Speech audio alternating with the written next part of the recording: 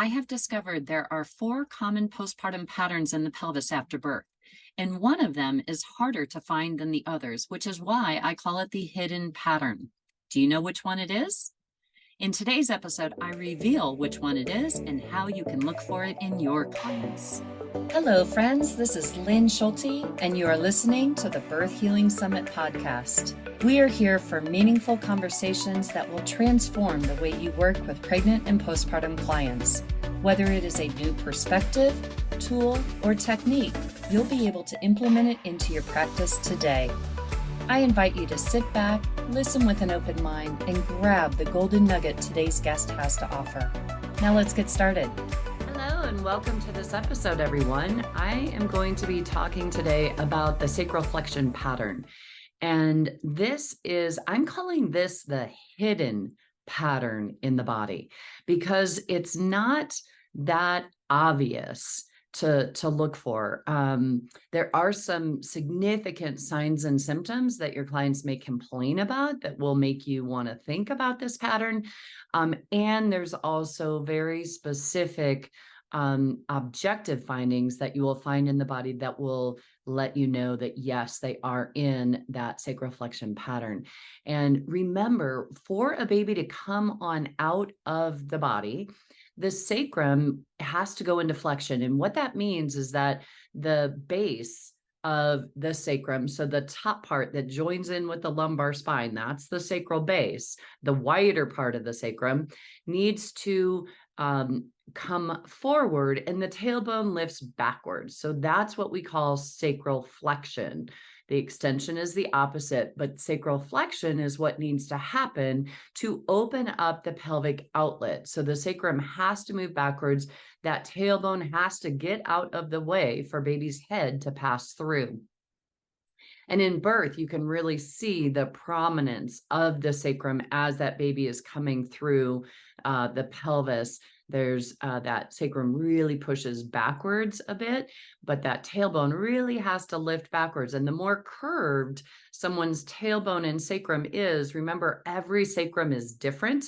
There is not a standard shape of the sacrum. Their sacrums can be more straight, they can be more curved, and the tailbones can really be curved. And in my pregnancy course, I really talk about the impact of those different shapes of the sacrums and what that means for labor. And we can have skinny sacrums, we can have fat, wide sacrums, skinny meaning more lean and like taller. And more narrow. So sacrums can be all different kinds of shapes in there. And when we have a very curved sacrum, then that means the more this tailbone has to lift backwards in order to increase that outlet distance for a baby to come on out. And that, as practitioners, we should be assessing that with our clients to get a sense of, how far is that tailbone from the pubic bone? The closer it is, the more it has to lift backwards to get out of the way for the baby to come on out. And so if it's really curved in there, I really warn my patients that please do whatever you can to not birth on your back. If you have to get an epidural, make sure they tilt you over and roll you to a side so that that sacrum is not against the bed and has ability to move, because with this shape, if it's really curved, that tailbone is going to get in the way, and it's just going to make it harder for the baby to come on out. Now, I never tell anyone that, oh, your sacrum's in a position where your baby will never come out, unless I find tailbone that's poking, at a 90-degree angle from the sacrum. That's a roadblock. And if it doesn't have any mobility and we're not able to make changes in there, then that is probably the only time. And I've never assessed that prior to a birth. I've only seen that after someone labored for 42 hours and then ended up in a C-section. So back to the sacral flexion pattern. One of the biggest complaints that your clients are going to come in and tell you is that I cannot lay on a hard surface on my back. When their sacrum is in flexion, that just puts a lot of pressure on their sacrum if they're in flexion, and it's uncomfortable for them to lay on a hard surface. So if you hear that from any of your clients, you have to think sacral flexion. Okay, so that's one of the biggest symptom that someone will come in and say that will help you to think about a sacral flexion. But in your objective findings, and this is why I call it the hidden pattern, because I have been fooled so many times. I feel like there is good mobility of the sacrum. And I have really started implementing the sacral scoop that I teach in my online advanced postpartum skills. That to me really helps to release the sacral flexion pattern. But it's more of an advanced skill, so that's why I put it in that course.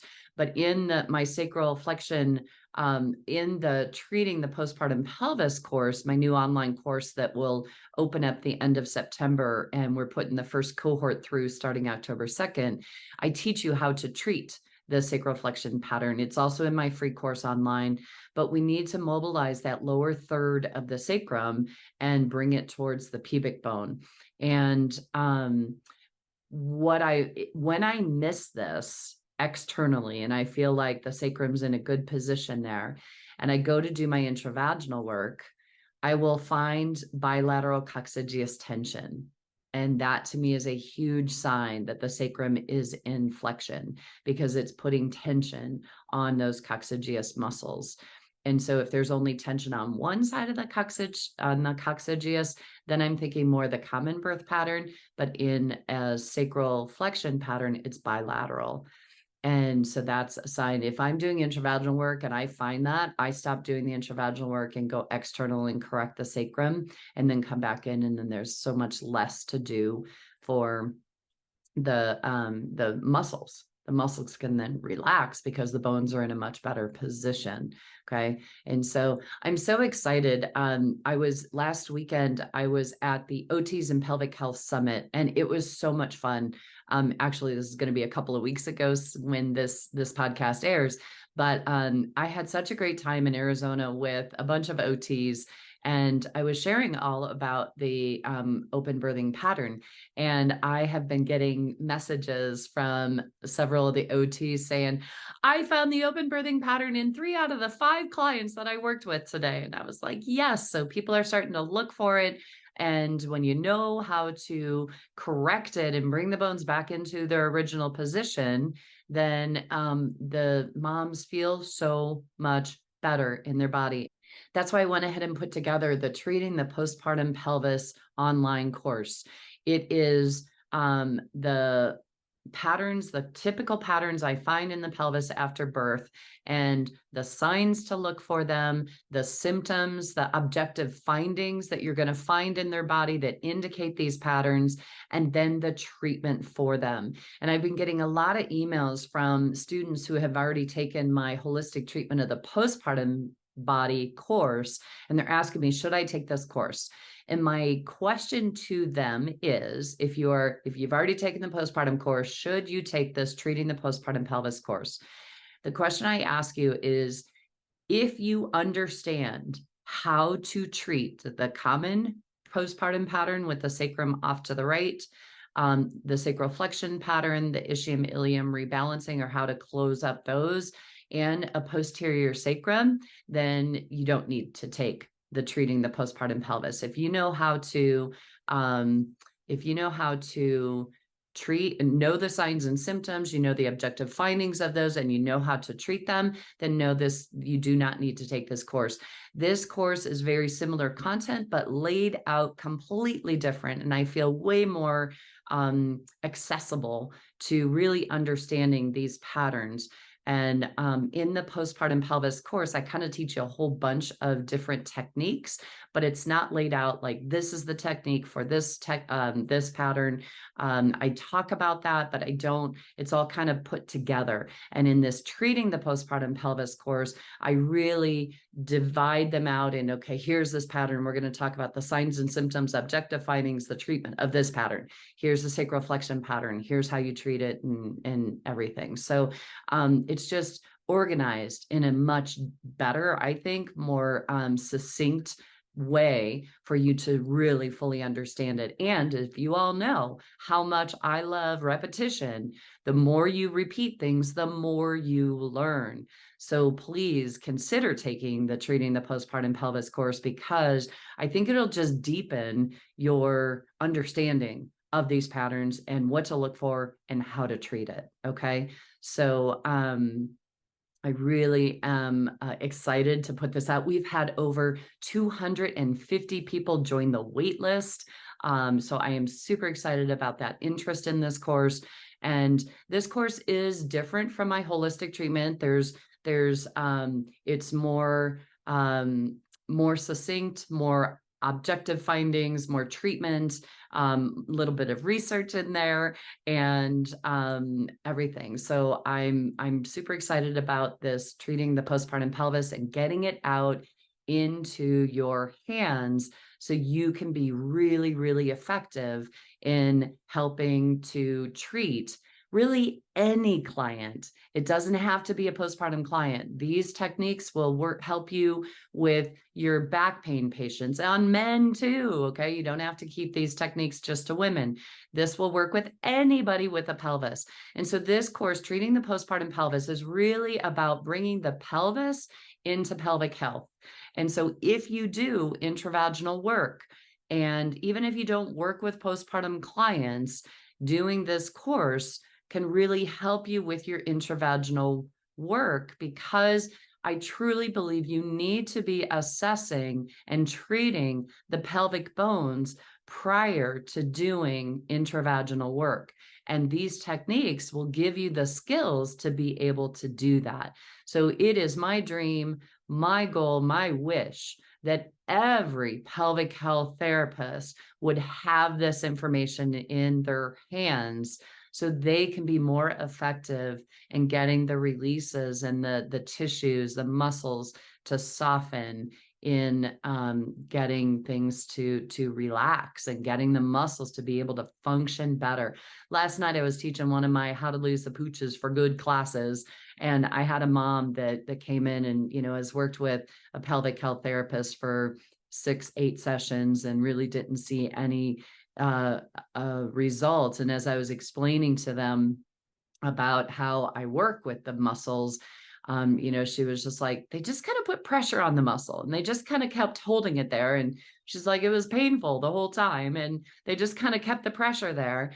And I'm like, yes, we need to get to the reason that the muscles are tight in the first place.